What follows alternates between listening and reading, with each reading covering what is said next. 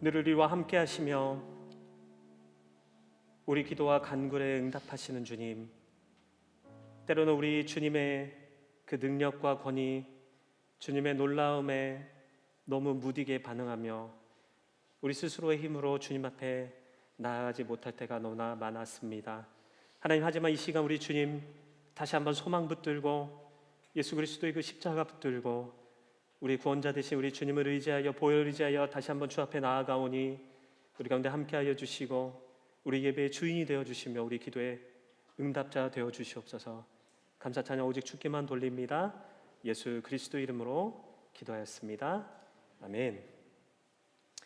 네, 우리 함께 말씀을 나누도록 하겠습니다. 오늘 주님께서 저에게 주신 말씀은 마가복음 1장 29절부터 34절까지의 말씀입니다. 우리 모두 함께 일어나셔서 마가복음 21장 29절부터 34절까지의 말씀을 저 여러분들이 함께 교독하신 후에 마지막 절 34절은 함께 합독하도록 하겠습니다. 제가 먼저 읽겠습니다.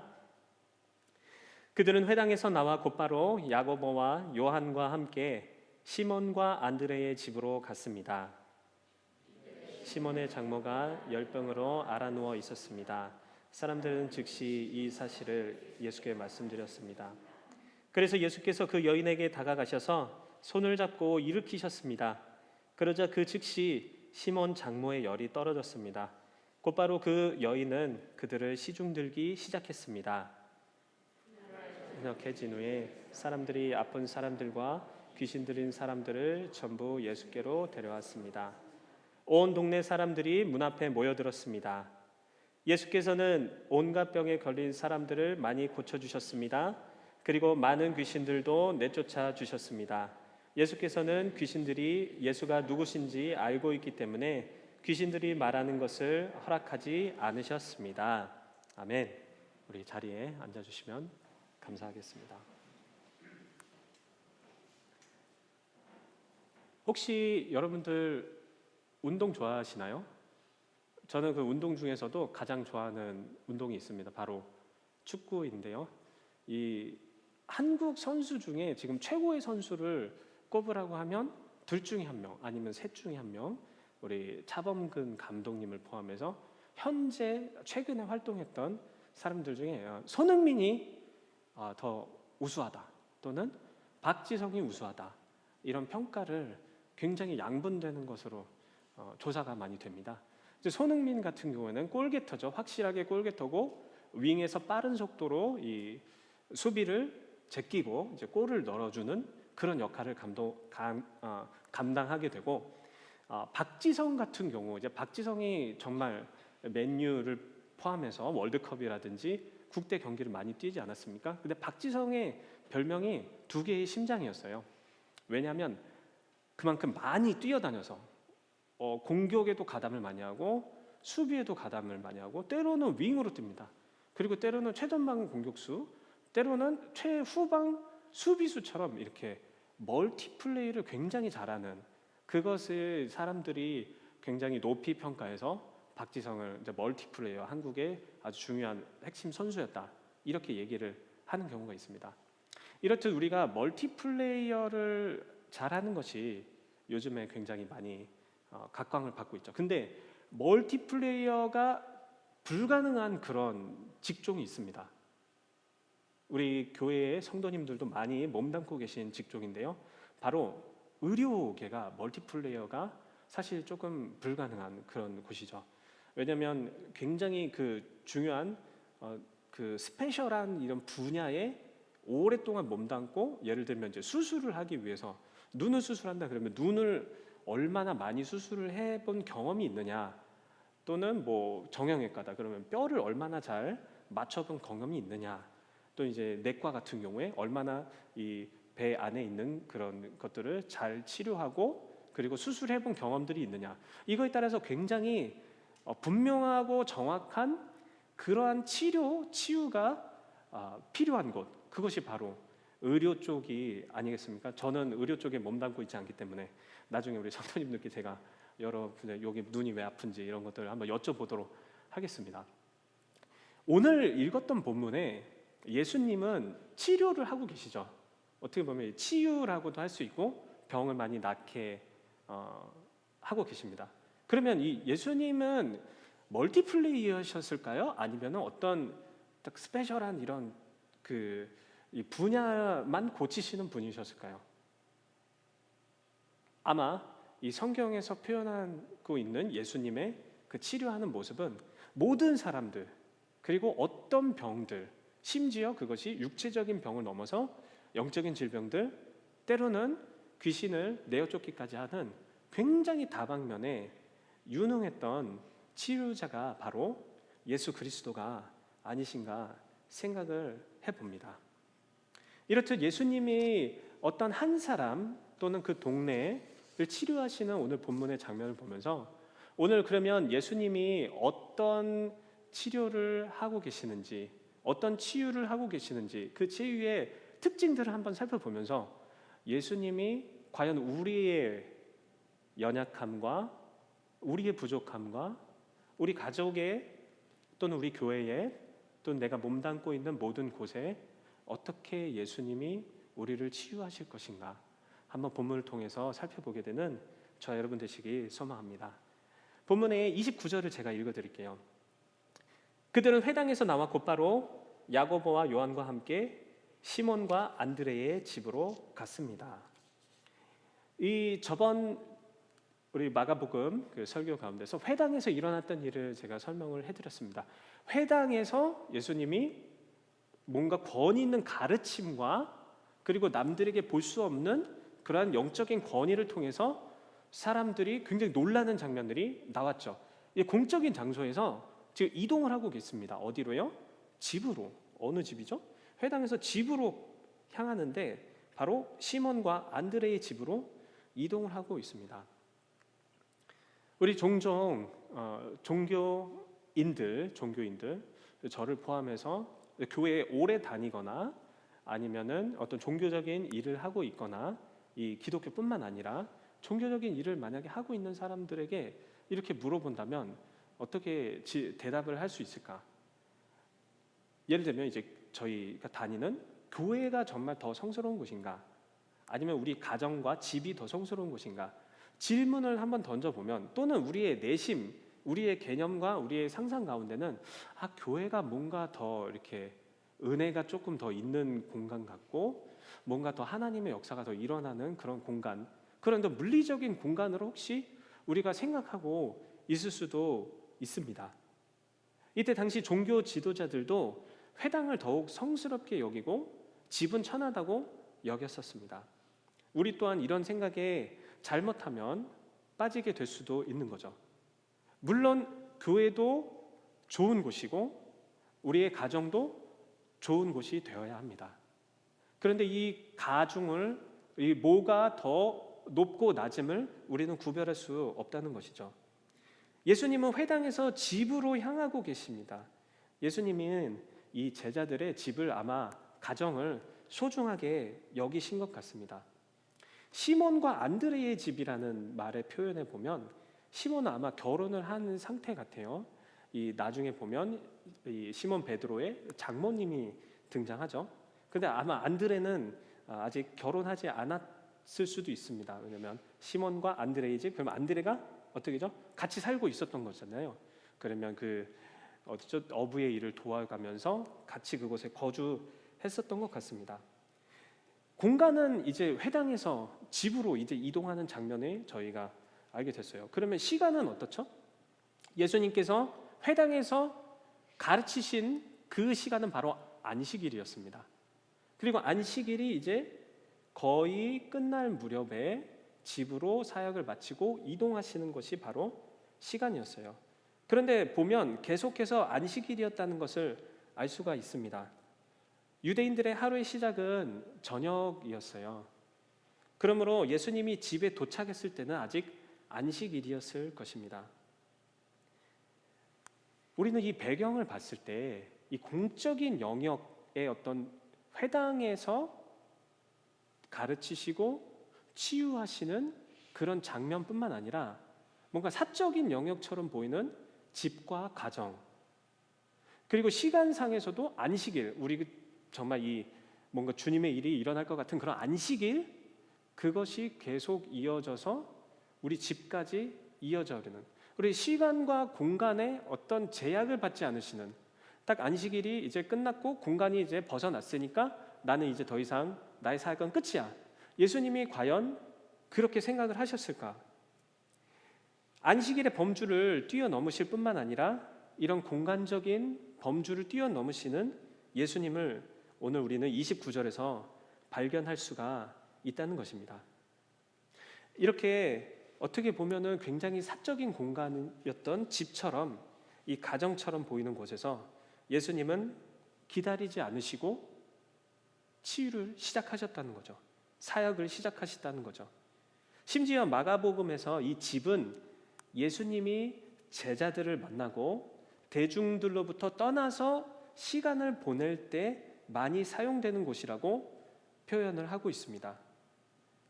또한 이 갈릴리 지역의 어떤 사역의 베이스로 앞으로 이 집이 사용되는 것을 우리가 알 수가 있습니다. 한번 질문을 던져봤으면 좋겠습니다. 이 교회의 예배를 마치고 오늘 금요일 또는 우리 주일의 예배를 마치고 이 가정으로 돌아가는 우리의 마음은 어떠한 마음인가? 좋아, 이제 거룩한 곳을 떠났으니 이제 뭔가 예배 시간, 딱 정해진 예배 시간을 우리가 벗어났으니 이제 조금은 더 주님과 동행하지 않아도 되는 그러한 마음가짐. 혹시 여기서 우리가 성도님들이나 또는 교육자들, 그리고 함께 셀모임 하는 우리들 가운데서는 은혜롭고 좋은 언어들과 최대한 밝은 표정으로 생활하고 있지만, 혹시 우리는 집에 가서 우리 가족들이나 우리 가정에서는 우리 교회에서의 모습과 또는 이 예배의 시간의 모습과는 정반대의 모습을 갖고 계시진 않은지 스스로, 저 스스로에게 질문을 던져보고 싶습니다. 심지어 예수님은 누가 나의 가족인가? 라는 질문에 이렇게 대답하고 계시죠. 마가복음 3장 33절부터 35절까지 예수께서 그들에게 물으셨습니다. 누가 내 어머니이고 내 형제들이냐? 그러고는 곁에 둘러앉는 그들을 보며 말씀하셨습니다. 보라, 내 어머니와 형제들이다. 누구든지 하나님의 뜻을 행하는 사람이 바로 내 형제요 자매요 어머니다. 아멘. 사랑하는 우리 낮아짐 교회 성도 여러분들, 저는 우리가 이 교회에, 그리고 우리가 이 공식적인 예배의 시간뿐만 아니라 우리가 정말 사적인 그 공간, 우리의 가정과 우리의 아이들과 우리 부모들과 우리 형제들과 함께하는 그 사적 공간마저도 정말 주님께서 다스리시는 시간과 공간이 되게 만드시는 여러분 되시길 소망합니다. 여러분의 가정이, 그리고 내가 예수님의 뜻대로 그 가정에서도 행하는 예수님의 가족이 되길 소망합니다. 우리의 가정이 예수 그리스도의 은혜의 전초기지가 되기를 소망합니다. 그리고 우리들의 가정이 주님의 뜻을 온전히 행하게 되길 소망합니다. 계속해서 안식일 중 예수님과 제자들은 이제 회당에서 베드로, 안드레의 집으로 이동을 했습니다. 이 베드로 가정에는 아픔 중에 있는 한 명의 인물이 있었어요. 그 사람은 바로 이 시몬 베드로의 장모님이셨어요. 예수님은 이에 어떻게 반응하고 계신지 함께 33절과 31절 보겠습니다. 제가 읽어드릴게요. 이때 시몬의 장모가 열병으로 앓아누워 있었습니다. 사람들이 즉시 이 사실을 예수께 말씀드렸습니다. 그래서 예수께서 그 여인에게 다가가셔서 손을 잡고 일으키셨습니다. 그러자 그 즉시 시몬 장모의 열이 떨어졌습니다. 곧바로 그 여인은 그들을 시중들기 시작했습니다. 열병으로 앓아 누워 있는 한 분이 계시죠. 그 시몬 베드로의 장모님입니다. 열병으로 앓아 누웠다는 것들, 열병에 누워 있었다. 어떤 영어 성경은 아파서 침대에 누워 있었다 이렇게도 표현하고 있고요. 누가복음에서는 조금 더 디테일하게 이 고열로 열병을 표현하고 있습니다. 어떤 성경학자들은 이것이 어떤 말라리아일 수도 있고, 그때 당시 이 해변가, 그 습기가 많은 지역의 어떤 그 당시의 풍토병이라고 얘기하기도 합니다. 때로는 성경에서 이 열병은 죽음으로까지 이어지는 병으로 표현을 하고 있어요. 그리고 우리 성경의 표현에 의하면 이 시몬 베드로의 이 장모님은 이 열병으로 굉장히 오랫동안 고생한 것으로 보입니다. 어쩌면 이 베드로가 예수님을 일부러 이 가정에 초대했을 수 있다는 생각이 들었어요. 왜냐하면 이 장모님이 아프시잖아요. 그런데 예수님께서는 병을 치유하시고 권위 있는 말씀으로 가르치시는 분이시잖아요. 그렇기 때문에 어쩌면 베드로도 내심 예수님을 집으로 초대해서 이 장모님의 병을 치유하게끔 하고 싶은 마음이 분명히 있지 않았을까라는 생각을 해봅니다. 유대인들은 이 열병에 대한 반응을 이렇게 했었어요. 신학적으로 열병을 해석하기도 했었는데요. 때로는 이 구약 성경에 나오는 것처럼 언약을 위반해서 생기는 병, 그렇기 때문에 오직 이 하나님, 신적 존재와 이 제대로 된 소통, 이 중재가 없으면 낫지 않는 병, 그런 병으로 유대인들은 생각했기도 했습니다. 그렇기 때문에 예수님의 열병을 치유하심은 오직 하나님이시기에 가능하다는 생각이 그들을 갖고 있었을 수도 있습니다.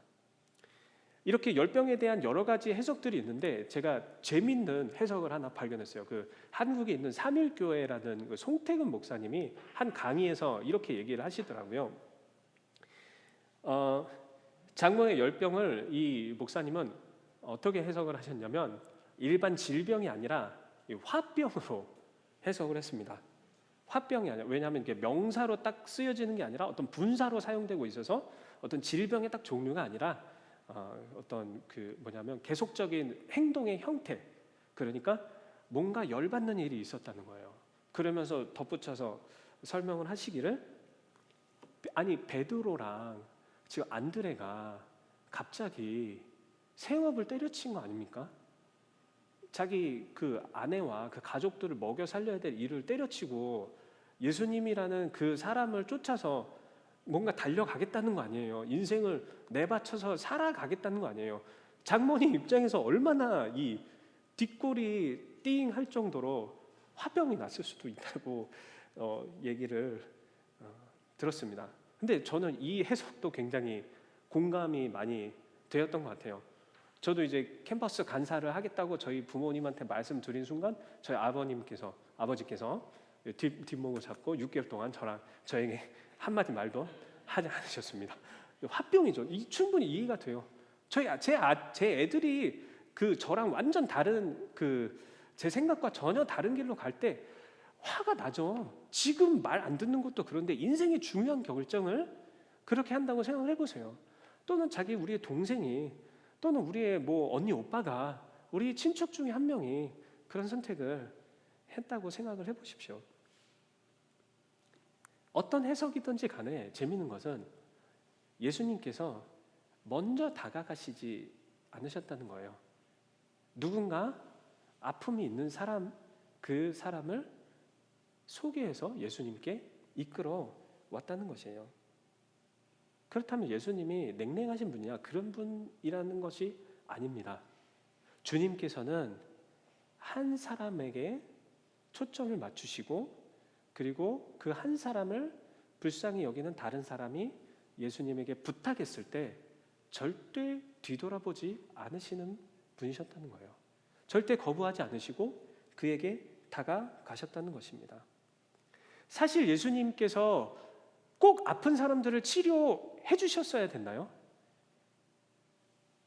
예수님이 워낙 저희는 치유 사건들이 많이 일어난 것을 알고 병자들이 나은 것을 보았기 때문에 그것을 당연하게 받아들이고 있지만, 사실 예수님께서 선포하실 메시지나 그리고 여러 가지들을 봤을 때 굳이 자신의 힘을 들여서 다른 사람을 치유할 필요는 없었다는 것이죠.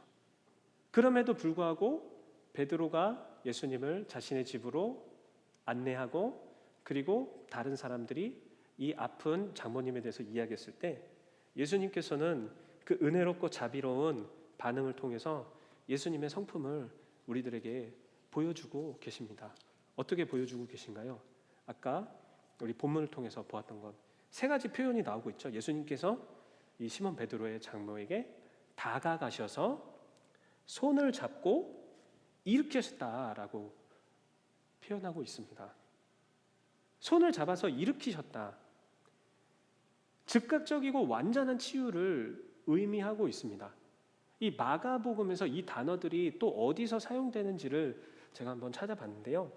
마가복음 5장 41절에 이렇게 이야기하고 있습니다. 회당장 야이로의 딸을 죽음에서 일으키실 때 예수께서 그 아이의 손을 잡고는 아이에게 달리다금하고 말씀하셨습니다. 이 말은 소녀야 내가 내게 말한다 일어나거라 하는 뜻입니다. 이 일어나거라와 죽은 사람을 일으키실 때 쓴 단어고요. 심지어 하나님께서 예수님을 죽음에서 일으키실 때도 이 단어를 쓰고 있습니다. 마가복음 16장 6절에 그러자 그가 말했습니다. 놀라지 말라. 십자가에 못 박히신 나사렛 예수를 찾으러 온 것이 아니냐. 예수께서는 살아나셨다. 이제 여기 계시지 않는다. 여기 예수를 눕혔던 자리를 보라. 구약에서 이 손을 잡아준다는 의미는 영적으로 완전히 무너진 이스라엘 백성을 회복시키는 하나님을 암시합니다. 이사야 42장 6절에는 나 여호와가 정의를 이루려고 너를 불렀다.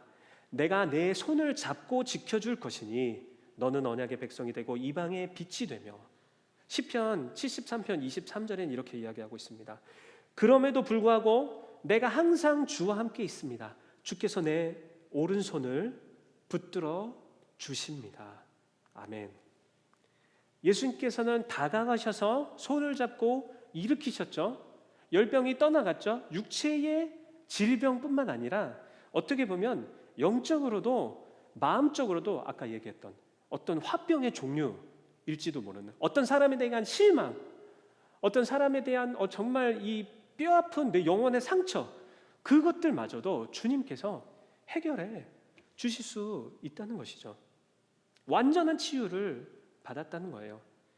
그 치유는 육체적인 문제뿐만 아니라 모든 영적인 문제, 즉 예수님의 영적인 권위가 모든 치유가 가능하게끔 한다는 것입니다.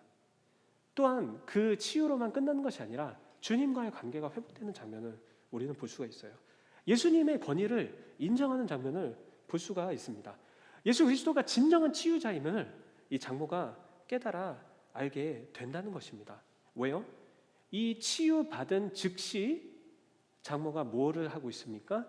바로 시중을 들고 있습니다. 일반적으로 생각할 때도 자신의 집에 손님들이 왔으니까 시중을 들게 되겠죠. 자신이 어떤 집의 호스트로서 사람들을 잘 따뜻하게 맞이하고 음식을 내어주고 그 사람들을 돌보는 것이 물론 호스트의 일입니다. 그런데 일반적이고 사회적으로도 그녀는 어른으로서 사람들의 시중을 들고 있지만 영적으로 참된 주인이신 예수님을 섬기게 되었다는 의미가 여기에 포함이 됩니다. 왜냐고요? 어떻게 알 수 있냐고요? 그녀의 집은 이제 앞으로 계속 복음의 전초 기지가 되었기 때문이에요. 은혜의 장소가 되었고요. 아마 그 장모님 또한 예수님의 열혈 신자가 되어서 사역을 전폭적으로 지지하고 서포트하지 않았을까라는 생각이 듭니다. 이렇듯 예수님께서는 병자를 손을 잡아 만져주십니다. 예수님께서는 우리 또한 만져주십니다. 망하는 환자들을 만지시는 예수님의 모습을 많이 기록하고 있습니다. 하지만 자세히 보시면 귀신을 내어 쫓는 축기 사역을 할 때는 만지시지 않고 말씀의 권위로 내쫓는 것을 볼 수가 있습니다. 신체적인 접촉은 사실상 성경에서 언급되지 않고 있어요. 우리는 그래서 영적인 분별력을 이 말씀을 통해서도 어쩌면 알 수 있을 것 같습니다. 한동안 한국에 있는 많은 교회와 사람들을 어지럽게 했던 어떤 그 귀신에 대해서 너무 지나치게 강조를 많이 해서 아프면 귀신 들렸다. 뭐 교통사고 나면 귀신 들렸다. 뭐 어디 안 좋은 일 있으면 귀신 들렸다. 여러분 많이 아시죠? 지나치게 신체적인 어떤 진동, 어떤 병을 영적으로 해석하려는 위험에 우리는 빠져들기 쉽습니다. 하지만 예수님을 자세히 살펴보시면 병자들을 치유할 때는 손을 대시고 일으키시지만 말씀으로 모든 귀신에 내어 쫓을 수 있는 분이라는 것을 우리는 잘 알 수가 있습니다. 우리의 삶에도 터치가 필요하죠. 왜냐하면 우리도 여전히 병자이기 때문입니다. 우리들의 터치가 어디에서 필요합니까? 예수님은 회당에서도 우리를 치유하실 수 있는 분이세요. 하지만 우리의 가정과 우리의 가장 사적인 공간에서도 가장 은밀한 그리고 가장 그 내면의 수많은 문제들마저도 예수님께서는 우리들의 손을 잡고 일으키시는 것처럼 우리를 만져주실 수 있는 분이시며 그런 모든 사적의 영역에서도 예수님은 자신의 에너지를 기꺼이 쓰시는 분이셨습니다. 우리 사랑하는 나자진 교회 성도 여러분들, 우리의 공적인 영역에 사회적인 영역뿐만 아니라 우리의 가정의 문제, 우리들의 아이들의 문제, 그리고 우리의 내적인 모든 문제 또한 완벽한 치유자 되시는 주님 앞에 내어놓고 주님 앞에서 치유받으시며 주님 앞에서 자유로움을 경험하게 되는 저와 여러분들 모두 되시기를 소망합니다. 분위기가 전환되고 있어요. 어두운 저녁이 찾아오고 안식일이 끝날 때쯤에 그 문 앞에 사람들이 모여들기 시작했습니다. 그 이유는 무엇일까요? 온 동네가 주님 앞에 모여들고 있습니다. 우리 함께 32절부터 34절 거를 보도록 하겠습니다. 제가 읽어드릴게요. 그날 저녁 해진 후에 사람들이 아픈 사람들과 귀신 들린 사람들을 전부 예수께로 데려왔습니다. 온 동네 사람들이 문 앞에 모여들었습니다. 예수께서는 온갖 병에 걸린 사람들을 많이 고쳐주었습니다. 그리고 많은 귀신들도 내쫓아 주셨습니다. 예수께서는 귀신들이 예수가 누구신지 알고 있기 때문에 귀신들이 말하는 것을 허락하지 않으셨습니다. 아멘. 뭔가 또 분위기가 또 변화되고 있죠. 회당에서 이 장모님의 베드로의 집으로 온 상황에서 이 여러 가지 예수님에 대한 소문을 듣고 이제 사람들이 이 장모님의 문 앞으로 온 동네가 모이기 시작하고 있습니다. 첫 번째 표현이 참 재밌어요. 그날 저녁 해진 후에. 전 사실 이 말씀 준비하면서 이 표현을 보면서 굉장히 정말 슬펐습니다. 왜 사람들이 저녁 해진 후에 이 문 앞에 모였을까요? 아까 말씀드렸다시피 안식일이잖아요. 아직 저녁까지 안식일입니다. 그리고 나서 이제 새로운 날이 이제 저녁 해 지고 나서 시작하는 거죠. 수많은 그 유대인의 규정과 안식일에 대한 규정에서 심지어 치료를 하는, 치유하는 그러한 일 또한 사람들은 제한을 받고 있었던 거예요. 이제 안식일이 끝나니까 치료를 받아도 되겠지, 치유를 받아도 되겠지, 이 일을 해도 되겠지. 그러면서 이 사람들이 모여들고 있습니다. 사람들이 아픔을 가져나오지 못하고 심지어 그 기다리는 과정 가운데 아파서 죽은 사람이 없다는 보장이 어디 있습니까? 우리 또한 아픔을 가져나가지 못하고 밝히지 못하고 오픈하지 못하는 그 이유가 또는 우리 가족들과 그 사람들의 우리 이웃의 사람들 그 사람들의 그 아픔들을 예수께 나가지 못하게 우리가 혹시 가로막고 있는 안식일 규정 같은 우리 마음과 우리 영혼 가운데 잘못 새겨진 예수님을 제한하는 그런 모습이 혹시 있진 않습니까? 예수님은 안식일에도 절대 쉬지 않으셨어요. 바로 필요에 응답하셨습니다. 우리는 우리의 한계 스스로를 얼마나 빨리 지워버리고 있습니까?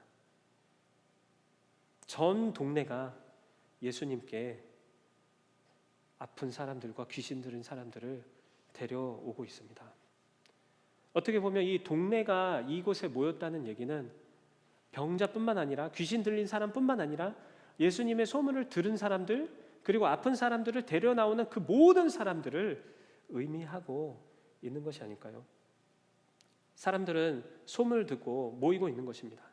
정말 중요한 것은 이 가운데서도 예수님이 먼저 나서셔서 아픈 사람들을 찾아가셔서 치유 캠페인을 시작하고 계시는 것이 아니라는 것입니다. 자신의 장모가 너무 불쌍해서 그 열병에 있는 그 장모님이 너무 안타까워서 예수님을 그 집으로 초대한 베드로와 안드레의 마음같이 예수님이 어떤 분이신지 알고 주님이 치유하실 수 있고 주님이 그 사람을 살릴 수 있으면 주님이 그 귀신을 내어쫓는 권위를 갖고 계시다는 그 소문을 듣자마자 이 사람들이 자기의 가족과 친척과 친구들을 데리고 예수님 앞으로 모이고 예수님께 요청하고 있는 것입니다. 충격적인 표현을 제가 사실 발견했는데요. 이걸 보면서 저는 정말 종으로 오신 분이 예수님이시구나라는 생각을 많이 해봤어요. 다른 단어가 쓰이고 있습니다. 온 동네가 예수님 앞에 모였잖아요. 그러니까 모든 동네, 모든 사람들, 모든 질병들, 예수님은 멀티플레이어이시니까 모든 것을 다 치유하실 수 있으니까 모든 귀신을 못 내어 쫓으신 분이 없으니까 다 데리고 왔잖아요. 근데 치유된 사람들, 쫓아냄을 받은 그 귀신들은 사실 모든 귀신들이 아니었어요. 많은 사람들, 많은 귀신들이라고 마가복음이 표현하고 있습니다. 이 말은 뭔가요? 치유를 못 받았던 사람들도 있던 거예요. 내 귀신이 못 내어 쫓아진 그런 사람도 있다는 거예요. 그럼 마가가 이것을 예수님이 뭐 한계가 있으신 분이야 이것을 막 대조하려고 했었을까요? 저는 그렇게 생각하지 않습니다. 생각해 보세요. 예수님께서 치료하시고 사역하시는 장면이 오토매틱이었습니까? 그러니까 여기 다 모여 있으면, 여기 만약에 병자들이 쫙 모여 있으면 다 나라 하면 날 수도 있었겠죠. 근데 성경의 기록들이 그렇게 표현되어 있는 곳이 있었습니까? 아니요. 온 동네가 모였잖아요. 근데 예수님은 한 사람 만나셨습니다. 예수님 육체를 갖고 계셨고요. 다른 성경에서도 표현해서 보면 베드로의 장모도 만져주시면서 직접 일으키셨고요. 예수님은 아마도 온 동네에 수많은 사람들이 모였지만 한 사람 한 사람에게 집중하면서 그 사람의 상태를 알고 그 사람의 병을 치유해주고 그 가족들을 위로해줬을 뿐만 아니라 진단하시고 귀신을 내어쫓으시며 한 명 한 명을 모두 보시지 않았을까요? 예수님은 한 사람 한 사람 집중하는 사역을 하셨습니다. 자동적인 사역이 아니라 오토매틱으로 내 능력과 쫙쫙 뿌려져라 이런 사역이 아니라 한 사람 한 사람을 세밀하게 살펴보는 예수님이 이 마가복음에 기록되어 있는 것입니다. 다른 말로 표현하면 예수님의 사역은 철저하게 인격적인 사역이었다는 것을 알 수가 있습니다. 사람을 살리는 데에 결코 쉬운 일은 없습니다. 사랑하는 우리 지체 여러분들, 우리에게 주어진 영혼과 우리에게 맡겨진 일들이 자동적으로 되는 일이 있나요? 우리의 가족들을 돌보는 일, 또는 우리의 친구들을 돌보고 우리 이웃들을 돌보고 우리 회사에서 무언가 의미 있는 일을 해나가는 것들 하나라도 그냥 뭐 자동적으로 내 생각대로 다 이루어지는 일이 있나요? 그렇지 않습니다.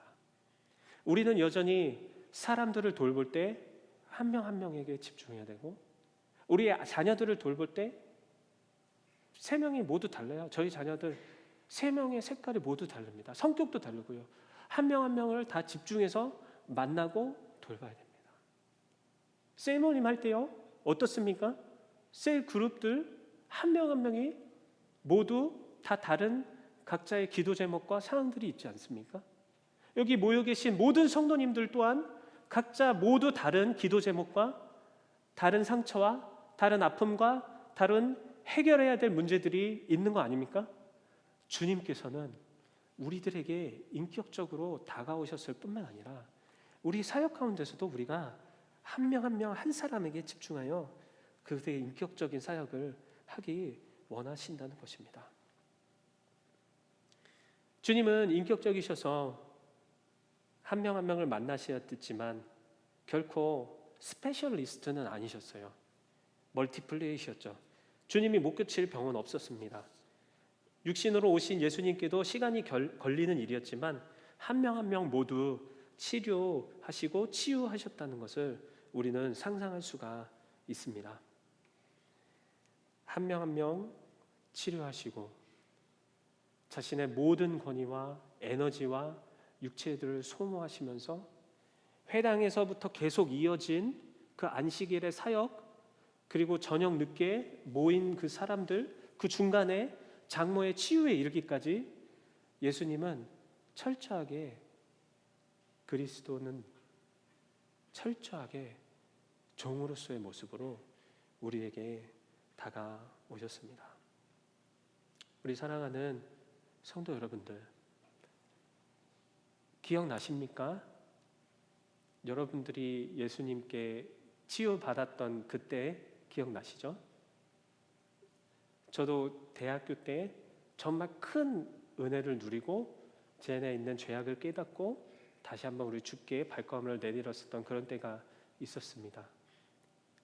우리 성도님들은 그때가 언제셨습니까? 그리고 정말 우리 주위에 예수님을 만나야 될 필요가 있는 사람들이 있잖아요. 아픈 사람들뿐만 아니라 정말 영적으로 갇힘을 당한 사람들, 자유함을 누리지 못하고 있는 사람들, 그 사람들이 있지 않습니까? 치유받았던 마가 장모의 반응은 어떻습니까? 치유를 받자마자 바로 섬겼죠.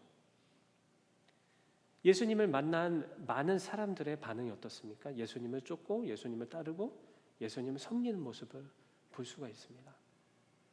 그렇다면 우리 자유함을 받은 먼 시간의 일이었을 수도 있지만 큰 사건으로 인해서 정말 주님을 만났던, 그리고 중간중간 정말 주님의 은혜로 인해서 계속해서 우리에게 참 자유를 누리게 하시는 그 예수님을 쫓는 우리들은 어떻게 살아야 할까요?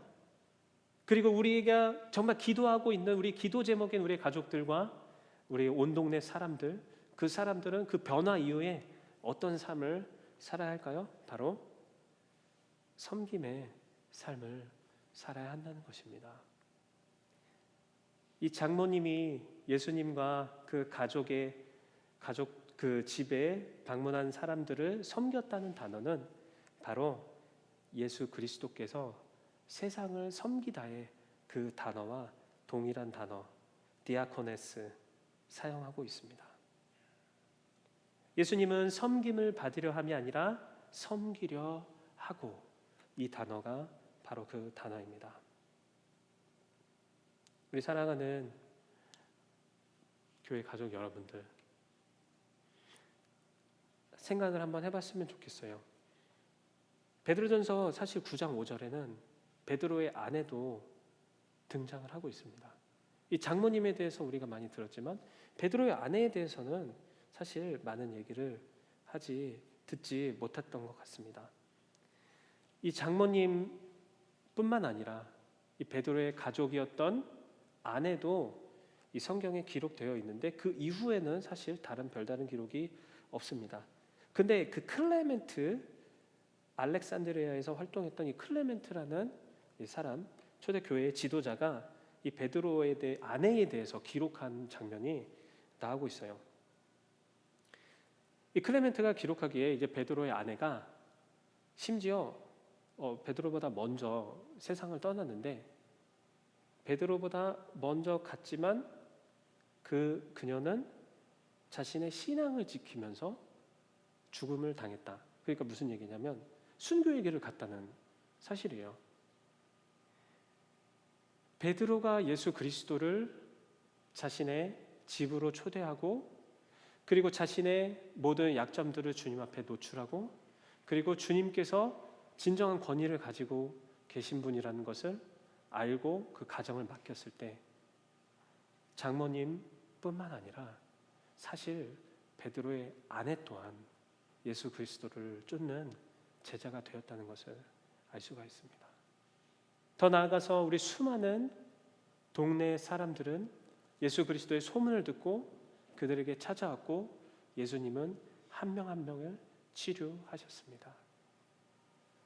한 사람이든지 온 동네이든지 우리의 가정이든지 우리의 공적 영역이든지 우리의 은밀한 내면의 사적인 공간이든지 또는 우리가 외부적으로 노출되어 있는 모든 공간이든지 그 모든 문제들을 해결하실 분 바로 예수 그리스도시며 우리를 자유케 하신 분 예수 그리스도이시며 오늘 우리가 함께 기도할 때 그 기도에 응답하실 수 있는 치료하실 수 있는 분은 바로 예수 그리스도이십니다. 우리 시간 함께 찬양하고 우리의 참된 치유자 되신 주님을 의지하여 함께 기도하는 시간을 갖기 소망합니다.